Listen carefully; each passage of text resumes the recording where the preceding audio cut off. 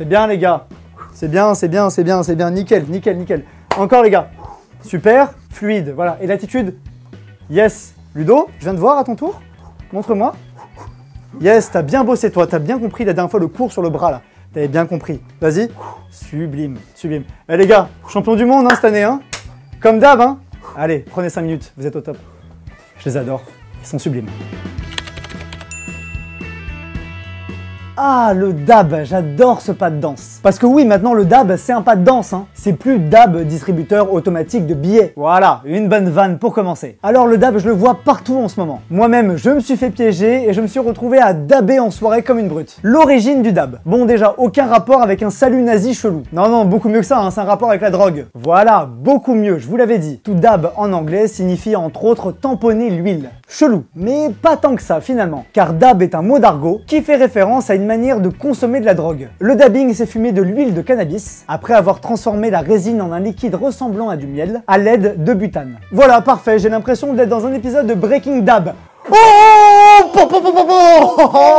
en vrai, c'était nul. Bon, après cette touche d'humour de qualité, revenons à nos girafes. Quel rapport entre cette manière de consommer de la drogue et la danse que vous avez vue en intro? Et ben en consommant cette merde de cette façon-là, on est plus vite défoncé, et quand on est défoncé, on marche plus très droit. Nos sens réagissent moins bien et on n'est pas au top. Le dab fait donc allusion à cet état secondaire qu'on peut avoir en consommant de la drogue de cette manière-là. On est un peu un zombie qui erre sans but avec les bras ballants et les genoux fléchis. Et tout ça n'a pas échappé à plusieurs rappeurs d'Atlanta aux États-Unis. Bon, difficile à savoir qui a exécuté ce pas de danse en premier. Après un gros travail d'enquête de plusieurs heures, le trio Migos serait le père du dab. À l'automne 2015, donc très récemment, le groupe sort le titre Look at My Dab.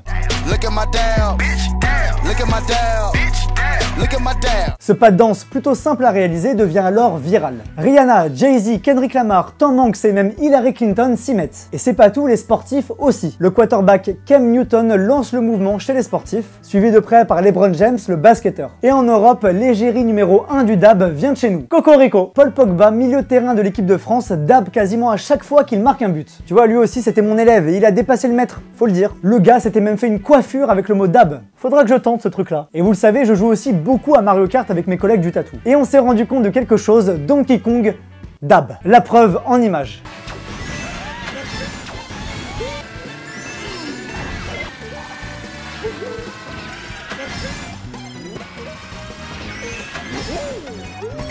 C'est ouf ce truc, voilà, tout est dans Mario Kart, on l'a toujours dit nous. Voilà, c'est tout pour le mot dab, pour ce phénomène ou pour cette danse bizarre. Nous-mêmes, on s'est bien entraîné avec les gars et on a fait dab 2000 personnes. J'ai les images, c'était en Suisse à la Polymanga.